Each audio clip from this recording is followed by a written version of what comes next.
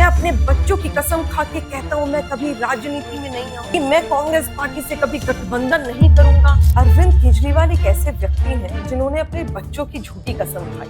3 बार तलाक तलाक तलाक कहकर एक महिला को आप दबोच देते थे, खत्म कर देते, उसकी जिंदगी को खत्म कर देते थे। उस पर तो आपने नहीं सवाल उठाया था। महिलाओं का मत जीतना है तो ऐसा कुछ कर दिखाइए जो देश के प्रधान सेवक आदरणीय नरेंद्र भाई मोदी जी ने करा है।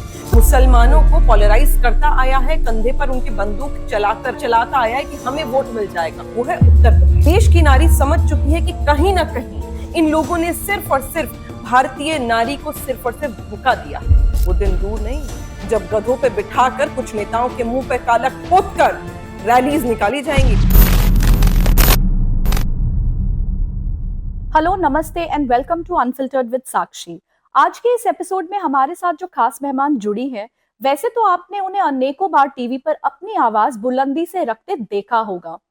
तो स्वागत कीजिए निगत अब्बास जी का, जो कि एक फायर ब्रांड पॉलिटिशियन के साथ साथ एक एडवोकेट, एक सोशल एक्टिविस्ट और एक एंटरप्रेन्योर भी हैं।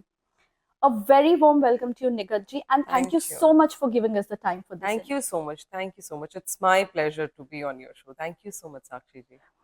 So, Nigat ji, पहला सवाल, इलेक्शन कमीशन ने 2024 जनरल इलेक्शंस की डेट्स अनाउंस कर दी है, लेकिन in the run up to the elections हमने ये देखा है कि जो ऑपोजिशन पॉलिटिकल पार्टीज है, ये बहुत विमेन सेंट्रिक पॉलिसीज लेकर आ रहे हैं। बहुत सारे ऐसे वादे किए जा रहे हैं जिन्हें प्रैक्टिकली फुलफिल कर पाना भी नामुमकिन सा लगता है।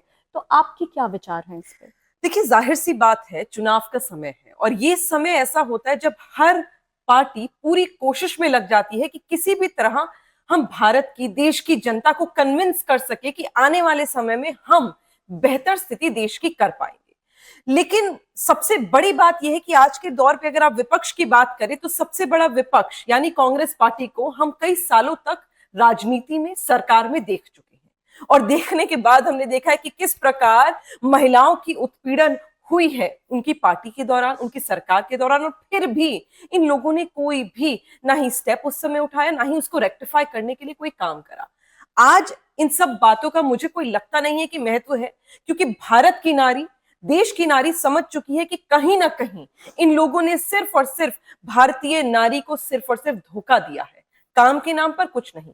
क्योंकि आप और मैं बैठे हुए हैं, साक्षी जी बैठी हैं, निगत जी बैठी हैं, तो निगत अगर बात करेगी तो सबसे पहले हम अपने देश के साथ साथ अपने कम्युनिटी यानी अपने धर्म की भी बात करते हैं। तो मुसलमान महिला की सबसे बड़ी पीड़ा थी ट्रिपल तलाक, जिसके बारे में कभी भी विपक्ष ने सोचा नहीं। इनफैक्ट जब ट्रिपल तलाक भारतीय जनता पार्टी की सरकार लेकर आई तो इसका भी पुरजोर विरोध तक करा और ये कहा कि नहीं, ये नहीं आना चाहिए। जबकि भारतीय मुसलमान नारी की इतनी बड़ी पीड़ा यानी 3 बार तलाक तलाक तलाक कहकर एक महिला को आप दबोच देते थे, खत्म कर देते, उसकी जिंदगी को खत्म कर देते थे, उस पर तो आपने नहीं सवाल उठाया था। आज आप ट्रिपल तलाक का विरोध करते रहे जब भारत सरकार ने यानी मोदी सरकार ने कुछ बेहतर करा। इसके अलावा जैसे हम, साक्षी जी आपकी बात करते हैं, इस वीडियो को बनाने से पहले हम बात कर रहे थे अभी कश्मीरी पंडित जी, किस प्रकार कश्मीर में वैली में कश्मीरी महिलाओं का, पंडित महिलाओं का किस प्रकार रेप हुआ, शोषण हुआ, तब इन लोगों ने कुछ भी नहीं कहा। 370 का आज भी लगातार विरोध कर रहे हैं। हर वो कानून जो भारत के हित में है, जो भारत के विकास के लिए गति पर चलता है, उसका ये विरोध करते आए और आज महिलाओं को ये फ्रीबीज का लालच देने की कोशिश कर रहे हैं। तो इन्हें मैं आपके चैनल के माध्यम से एक मैसेज देना चाहती हूँ। भारत की नारी बहुत स्ट्रांग है, भारत की नारी सशक्त होने के साथ साथ बहुत जानकार है। ये मत सोचिएगा कि हम घर पे बैठकर सिर्फ रोटियां सेकते हैं। अगर हम रोटियां सेकते हैं तो सिकवा भी सकते हैं और तुम्हारी राजनीतिक रोटियों को जला भी सकते हैं, और ये जलाने का काम फिर से 2024 में भारतीय नारी करेगी। कमल का बटन दबाकर मोदी जी को फिर से तीसरी बार देश का प्रधान सेवक बनाएगी। That's a very bold statement. And अभी जो इलेक्शन कमीशन का डेटा रिलीज हुआ है, उसके अनुसार 47.1 करोड़ फीमेल वोटर्स है इन कंपैरिजन टू 49.7 करोड़ male voters. So is that the reason कि ये जो पॉलिटिकल पार्टीज है, इन्हें कहीं ना कहीं ऐसा लगता है कि अगर फीमेल वोट उनकी तरफ स्विंग कर जाए तो दे कैन बीट मोदी सरकार और for that matter have an upper as? देखिए इलेक्शन? साक्षी जी, जाहिर सी बात है, भारतीय नारी आज की तारीख में भारत में 48% के आसपास हमारी आबादी है। यानी we are almost 50%। We coexist with the men as much as the men are there, we are almost equally we are correct. Participating in our country. हमारा उतना ही योगदान है। और बिल्कुल सही बात आपने कही कि इतनी बड़ी आबादी अगर एक तरफ वोट करेगी ना, तो कोई भी सरकार बना सकता है और गिरा सकता है। और इसका तो बहुत बड़ा एग्जाम्पल हमने 2014 और 2019 में देखा है। तो ये जो विपक्ष कर रहा है कि महिलाओं को अपने साथ लाने की कोशिश कर रहा है, तो उन्हें जानने की जरूरत है। हाई टाइम, कम से कम अब तो समझिए कि बातें कर देने से, मैनिफेस्टो में लिख देने से, कागज कलम दिखा देने से आप महिलाओं का मत नहीं जीत सकते। महिलाओं का मत जीतना है तो ऐसा कुछ कर कर दिखाइए जो देश के प्रधान सेवक आदरणीय नरेंद्र भाई मोदी जी ने करा है। Because what he has done for the country, what he has done for the females, for our country is unmatched. अगर आप उतना कुछ कर पाते तो आज आपको ये फ्रीबीज का लालच देने की जरूरत नहीं पड़ती। वो कहते हैं ना, action speaks louder than words. यहां पर वही है। प्रधान सेवक हमारे नरेंद्र भाई मोदी जी एक्शंस में बिलीव करते हैं। वो काम करते हैं देश की महिलाओं के लिए, देश के युवा के लिए, देश के बुजुर्गों के लिए, देश के किसानों के लिए, हर व्यक्ति के लिए, हर जाति के लिए, हर धर्म के लिए। अगर आपने करा होता तो इस प्रकार की चीजें आज आपको लाने की जरूरत ना पड़ती। पर हाँ, कहते हैं बिल्ली के ख्वाब में चींचड़े आने दीजिए, कोई बात नहीं। कम से कम ख्वाबों में खुश होने का हक हमें उन्हें दे देना चाहिए। होने दीजिए कि उन्हें लगता है कि इन सबसे महिलाएं उनके हित में वोट करेंगी, तो ऐसा नहीं है। 2019 का डेटा उठाकर देखिए, सिर्फ एक जगह की बात करते हैं जहां पे सबसे ज्यादा पोलराइजेशन विपक्ष लगातार धर्म के नाम पर करता आया है, वो है उत्तर प्रदेश। मुसलमानों को पोलराइज करता आया है, कंधे पर उनकी बंदूक चलाकर रखकर चलाता आया है कि हमें वोट मिल जाएगा। 2019 लोकसभा का चुनाव, 2019 लोकसभा के चुनाव में ट्रिपल तलाक पास हो चुका था। महिलाएं बेहद खुश थी मुसलमान धर्म की। 21% आंकड़ा है जो इंक्रीज हुआ था मुसलमान महिलाओं का बीजेपी के वोट के लिए। वो क्यों हुआ था? क्योंकि ट्रिपल तलाक पास करा गया था। तो आप पॉलराइज करते थे, भारतीय जनता पार्टी काम करती है, काम से वोट लेती है। अब पॉलराइजेशन पे ना ही वोट होगा, ना ही इन ख्वाबों पे वोट होगा, ना ही झूठे वायदों पे वोट होगा। अगर झूठे वायदे करके आपको वोट मिल जाता तो जाहिर सी बात है, इस बार राजस्थान में भी मिल जाता, मध्य प्रदेश में भी फिर से मिल जाता और छत्तीसगढ़ में भी मिल जाता। लेकिन आप हारे ही इसलिए हो क्योंकि जनता ने देखा है, देश की नारी ने देखा है कि जब राजस्थान में कोई बच्ची का रेप हुआ, जब मध्य प्रदेश में आपकी सरकार थी, तब कोई बच्चे का रेप हुआ, किसी लड़की का रेप हुआ, तो आप लोग नहीं दौड़े। लेकिन यहां पर आपने उत्तर प्रदेश में अपनी राजनीतिक उल्लू सीधा करने के लिए एम्बुलेंस तक रुकवा दी थी अपनी भीड़ के तांता में। तो ये सब मत करिए। देश की जनता, देश की नारी सशक्त भी है और समझ भी रही है। जैसा कि आपने बोला कि 2024 का इलेक्शन पोलराइजेशन वर्सेस एम्पावरमेंट का होने जा रहा है, बावजूद इसके अभी अगर आपने सुना होगा, दिल्ली के सीएम अरविंद केजरीवाल जी ने एक स्टेटमेंट बोली जो बहुत ही ऑब्जेक्शनेबल है। उन्होंने फीमेल वोटर्स को वू करने के लिए बोला कि आप अपने घर के मर्दों को कसम खिलाइए, उन्हें खाना मत दीजिए, अपने बेटों को अपने सर की कसम खिलाइए, बीजेपी को वोट मत कीजिए। क्या ऐसी ओछी राजनीति का विरोध क्या सुप्रीम कोर्ट को या इलेक्शन कमीशन को नहीं करना चाहिए? देखिए, अरविंद केजरीवाल एक ऐसे व्यक्ति हैं जिन्होंने अपने बच्चों की झूठी कसम खाई है। जिस व्यक्ति ने ये कह दिया हो कि मैं अपने बच्चों की कसम खा के कहता हूं मैं कभी राजनीति में नहीं आऊंगा, मैं अपने बच्चों की कसम खा के कहता हूं कि मैं कांग्रेस पार्टी से कभी गठबंधन नहीं करूंगा, आज ये लोग सारे भाई बहन हो गए हैं, चुनावी राखी एक दूसरे को बांध रहे हैं, चुनावी रंगोली एक दूसरे के साथ मिलकर बना रहे हैं, आने वाले दिनों में होली भी एक दूसरे के साथ खेलेंगे और सोच रहे हैं कि चुनावी रंग भी दोनों का एक कर देंगे। तो मेरा ये मानना है, इन सब चीजों से, इन सब बयानबाजी से अरविंद केजरीवाल को बचना चाहिए। दिल्ली के मुख्यमंत्री का चेहरा है वो मुख्यमंत्री हैं। आज की तारीख में अगर एक प्रदेश का, देश की राजधानी का मुख्यमंत्री इस प्रकार की हास्यास्पद बातें करता है तो पूरे दिल्ली नहीं, पूरे भारत नहीं, बल्कि विश्व भर में मजाक उड़वाता है। आज उन्हें इन सब ये ऐसी ओछी बातें छोड़ देनी चाहिए। और मुझे तो लगता है कि क्या सुप्रीम कोर्ट, इलेक्शन कमीशन, उनके पास क्या यही समय रह गया कि वो ये सोचे कि अरविंद केजरीवाल क्या बोल रहे हैं? मतलब इस प्रकार तो सारे नेताओं की क्या बयानबाजी है, क्या उनकी जो इमेच्योरिटी वाली लाइंस है उस पर अगर संज्ञान ले लेंगे तो जो इंपॉर्टेंट काम्स जस्टिस के पास हैं, जो इंपॉर्टेंट काम सुप्रीम कोर्ट और इलेक्शन कमीशन के पास है, वो तो रहने होने कम ही हो जाएंगे। मुझे लगता है ये अरविंद केजरीवाल को, आम आदमी पार्टी को ही आत्ममंथन करने की जरूरत है। ये सोचने की जरूरत है कि जब आप घर घर जाकर वोट मांगते हैं तो कसम खिलाकर नहीं, काम दिखाकर वोट मांगा जाता है। और अगर कसम खिलाकर ही वोट मांगना है तो जनता का जूता और किसी और का सर भूलिएगा मत, क्योंकि जनता का आक्रोश बहुत बुरा होता है। वो दिन दूर नहीं जब गधों पे बिठाकर कुछ नेताओं के मुंह पे कालक पोत कर रैलीज निकाली जाएंगी, उससे बचना चाहिए। जी, आपने सही कहा कि अरविंद केजरीवाल जी को ऐसी ओछी राजनीति से बचना चाहिए। And it's not just him, अगर आप बाकी ऑपोजिशन पार्टी वालों को भी देखें तो बहुत सारी ऐसी स्टेटमेंट्स हैं जो जिनका प्योर एजेंडा इज विमेन, जो नरेंद्र मोदी जी बोलते हैं women lead development versus freebies की, जो ये फीमेल वोटर्स को रिझाने की जो राजनीति हो रही है, तो क्या वो फ्रीबीज की राजनीति विमेन लेड डेवलपमेंट पे भारी पड़ेगी कहीं ना कहीं इस इलेक्शन में? देखिए, मैं ओवर कॉन्फिडेंट तो नहीं, बट 2014 और 2019 के आंकड़ों को देख के बेहद कॉन्फिडेंट हूं कि भारत की नारी देश के प्रधान सेवक आदरणीय श्री नरेंद्र भाई मोदी जी के साथ खड़ी है। और कारण इसमें अनेकों हैं, एक नहीं है।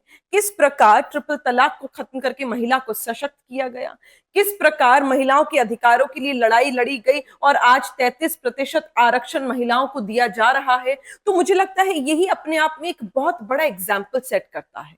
चाहे हम बात करें उज्ज्वला योजना की, चाहे हम बात करें कि आज पहली बार भारत में ऐसा होता है कि महिलाओं के नाम पर घर है और उस पर सब्सिडी महिलाओं को दी जाती है। ये पहले कभी नहीं हुआ करता था। आज पहली बार ऐसा होता है कि मात्र 1 रुपए में सैनिटरी नैपकिन मिलते हैं। आज पहली बार ऐसा हो रहा है कि महिलाओं का मुफ्त में इलाज हो रहा है। ये सारी चीजें जो स्कॉलरशिप्स हो गई बेटियों की, चाहे सुकन्या समृद्धि योजना छोटी छोटी बच्चियों के लिए बैंक अकाउंट्स में हो गई, बहुत सारी ऐसी चीजें हुई हैं जिसने लगातार 2014 से 2024 तक महिलाओं को सशक्त करा है। और इस सशक्तिकरण की भागीदारी और हिस्सेदारी महिलाओं ने भारत की खुद महसूस करी है। और इस महसूस करने के बाद जो एक्सपीरियंस उन्हें मिला है, ये एक्सपीरियंस आप कुछ भी करके उनसे छीन नहीं सकते। ये एक्सपीरियंस हम वो बदल नहीं सकते, वो ऑलरेडी एक्सपीरियंस कर चुके हैं। तो अब भारत की महिला देश के प्रधान सेवक श्री नरेंद्र भाई मोदी जी के साथ खड़ी है। उन्हें कोई जरूरत नहीं है कि वो इन ओछी बातों को सुने, और उन्हें कोई जरूरत नहीं है कि वो ऐसे झूठे वायदों में अपना दिमाग लगाएं। महिलाएं बेहद समझदार हैं और उन्हें पता है कौन चुनाव में आकर इस प्रकार के वादे करता है और कौन वाकई इन वादों को पूरा करता है। मैं तो आज भी कहती हूँ, वादे करते रहिए। वादा करा था, देश में बहुत बड़ा वादा करा था नेहरू जी ने, और उस नेहरू जी के वादे को सपनों में लगातार पूरा करने की कोशिश करी थी सोनिया गांधी जी ने। पर देखिए, असलियत तो देश के प्रधान सेवक श्री नरेंद्र मोदी जी ने ही बनाई है, 33% आरक्षण देके। तो ये बहुत बड़ी बात है। आप सपने देखिए और सपनों की जो फेहरिस्त है वो हमें देते रहिए। मोदी जी पूरा कर देंगे, चिंता मत करिएगा। जहां तक जैसा आपने बोला है सपनों की फेहरिस्त पूरी करने की, जब भी मोदी जी कोई एक्ट ऐसा लाते हैं जो बेहतरी के लिए होता है तो क्रेडिट लेने के लिए वो सबसे पहले पहुंच जाते हैं। बहरहाल, आपने ट्रिपल तलाक, विमेन रिजर्वेशन बिल की बात की, तो ऐसे बहुत सारी, उज्ज्वला योजना, फीमेल के नाम पे मकान है एंड ऑल दैट। तो जो मोदी जी का एजेंडा है वो women led and women centric development पे रहा है। तो would it be fair to say कि मोदी जी, जो मोदी सरकार है, वो एक फेमिनिस्ट गवर्नमेंट है? देखिए, मुझे लगता है मोदी सरकार एक ऐसी सरकार है जिसने ना ही किसी जाति को देखा, ना ही किसी धर्म को देखा और ना ही किसी जेंडर को देखा। मैं कहूं सिर्फ एक फेमिनिस्ट सरकार है, तो मुझे ऐसा लगेगा कि हमारे जो देश के पुरुष हैं, जिनको इस विकसित भारत को देखने का मौका आज मिल रहा है, सौभाग्य प्राप्त हो रहा है, ये उनके साथ कहीं ना कहीं गलत होगा। मुझे ऐसा लगता है कि ये पहली सरकार है जिसने किसी एक कैटेगरी को चेज नहीं करा। उसने एक ही चीज को चेस करा है कि हमें भारत को विकास की गति पर तेज लेके जाना है और हमें इक्वालिटी को बढ़ावा देना है। तो फेमिनिस्ट कहना, मुझे लगता है हम कहीं ना कहीं कैटेगराइज कर देंगे। That is a very small word. Bharat को एक साथ लेके चलना, अखंड बनाना, भारत का विश्व भर में नाम करना, भारत को इक्वालिटी दिखाना कि एक्चुअली में इक्वालिटी क्या होता है, भारत की महिलाओं को सशक्त करना, भारत के पुरुष को भी सशक्त करना, भारत के युवा को सशक्त करना, भारत के बुजुर्ग को सशक्त करना। मुझे लगता है कि इंक्लूसिव सरकार है जो बगैर जाति, धर्म, कास्ट, कलर, क्रीड देखे हुए, जेंडर देखे हुए काम कर रही है। और ऐसी ही सरकार की एक डेवलपिंग नेशन को जरूरत है ताकि हम वाकई डेवलप्ड यानी विकसित बन सके। आपने बहुत सारी स्कीम्स का नाम लिया एंड इंक्लूसिव गवर्नेंस की जहां तक बात आती है, तो आप क्या बता सकते हैं कि आपके अनुसार ऐसी कौन सी एटलीस्ट 3 ऐसी योजनाएं हैं जिनसे देश का भला हुआ है एंड जो एक्चुअली में माइलस्टोन सेट करती हैं? देखिए, लगातार मुझे लगता है कि आज तक जितनी भी पॉलिसीज और जितने भी बिल्स आए हैं, जितनी भी इंक्लूसिव पॉलिसीज की हम अगर बात करते हैं, तो जैसे मैंने कहा, इंक्लूसिव में अगर हम बात करें तो एज अ होल इंडिया की बात करो, तो जब पूरे भारत की बात होती है तो अखंडता में सबसे पहले मैं कहूंगी, ना ही जाति और ना ही धर्म, जिस प्रकार का इंफ्रास्ट्रक्चर भारत को आज की तारीख में मिला है, ये कंप्लीटली अनमैच्ड। मतलब आज एक एक बहुत छोटा सा मैं आपको एग्जांपल देती हूँ साक्षी जी। मेरे घर पे मेरी हाउस हेल्प्स हैं, they go to their villages, and कभी मैं उनसे पूछती हूँ कि उन्होंने मुझे बताया कि दीदी रोड बहुत अच्छे बन गए हैं। तो मैंने कहा आपको कैसे पता कि रोड अच्छे बन गए? नहीं, हम अपने गांव जाते हैं ना, तो मोदी जी ने रोड अच्छे बना दिए। तो आप देखिए, एक एक छोटी सी बच्ची अगर कोई काम कर रही है किसी के घर में, या कोई 18 साल की 19 साल की बच्ची आई है, ये काम कर रहे हैं और उनको पता है कि मोदी जी ने रोड्स अच्छे बना दिए हमारे गांव के, तो कहीं ना कहीं देश की सरकार ने हर वर्ग के लिए काम करा है। तो इस इंक्लूसिव पॉलिसी की मैं बात करती हूँ। जैसे आज मैं ये तो मैं आइडियोलॉजिकल पर्सपेक्टिव से बात कर रही हूँ, नॉट दी पॉलिसी, बट ये रियलिटी है कि आज अभी 2-3 दिन पहले भी मैं अपने परिवार में भी इस बात की डिस्कशन कर रही थी कि सनातन धर्म, मैं एक सनातनी हिंदू भी हूं, एक सनातनी मुसलमान भी हूं, एक सनातनी भारतीय भी हूं, एक सनातन धर्म को किस प्रकार लोगों को आज पढ़ना चाहिए, लिखना चाहिए और उसको आगे लेके चलना चाहिए, ये शायद हमारी जनरेशन भूल ही गई थी। आज भी, आज जब नई चीजें बढ़ रही हैं, जिस प्रकार के एजुकेशन सिस्टम चेंज हो रहा है, जिस प्रकार भारत सरकार एक तरीके से सनातन धर्म को, जो पुराना हमारा कल्चर था, उसको रिवाइव करने की कोशिश कर रही है ideologically, I think that is something which was much needed since a very very long time, और आज इसको आगे बढ़ाने की कोशिश कर रहे हैं। एक बहुत अच्छी चीज हम कर रहे हैं। Plus like I said before, 33% reservation, it has always been like a dream to all of us. कभी सोचा ही नहीं था कि हम इस पे भी चर्चा कर रहे होंगे, ये बिल वाकई आएगा। लेकिन जिस प्रकार ये बिल आया और हर कम्युनिटी को, हर वर्ग की महिलाओं को इसमें इंक्लूड करी गई, स्पेस दी गई और सिटिंग बेंच दिया गया, मुझे लगता है ये अपने आप में एक बहुत बहुत बड़ी चीज है। मैं ऐसा आज भी मानती हूं कि एक परिवार में अगर महिला सशक्त है ना, तो पीढ़ियां सशक्त हैं। जैसे एक महिला पढ़ जाती है तो पीढ़ियां पढ़ जाती हैं। आज हमें इसी को बढ़ावा देने की जरूरत है, जो ऑलरेडी भारत की सरकार, मोदी सरकार कर रही है। बावजूद इसके कहीं ना कहीं जो वोटर्स की साइकोलॉजी है, कहीं ना कहीं वो लास्ट मिनट स्विंग हो जाती है।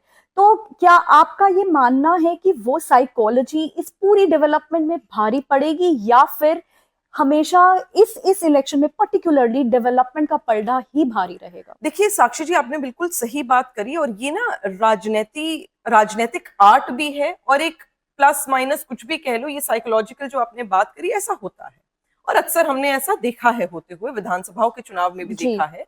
मैं आज के कॉन्टेक्स्ट में बात नहीं कर रही हूँ, मैं एक जनरल बात कर रही हूँ, और हमने कई बार ऐसा लोकसभा में भी देखा है। और ऐसा तब होता है जब सरकार कहती कुछ है, करती कुछ है और दिखाती कुछ है।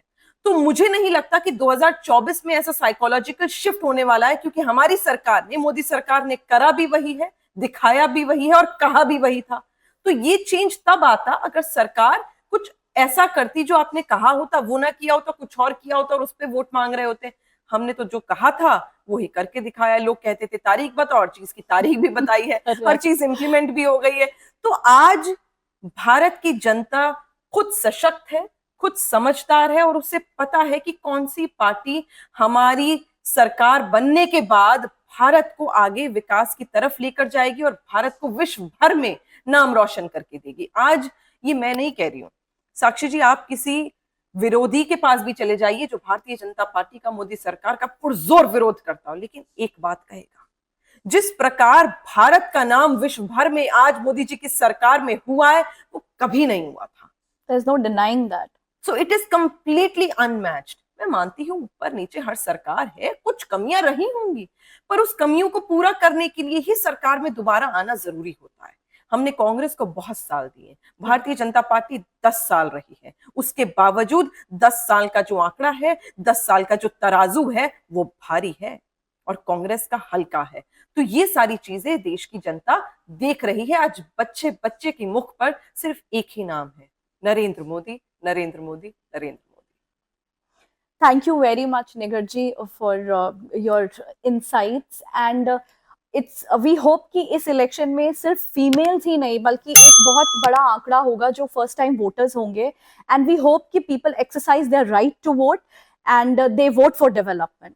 Thank you very much. जय हिंद, जय भारत.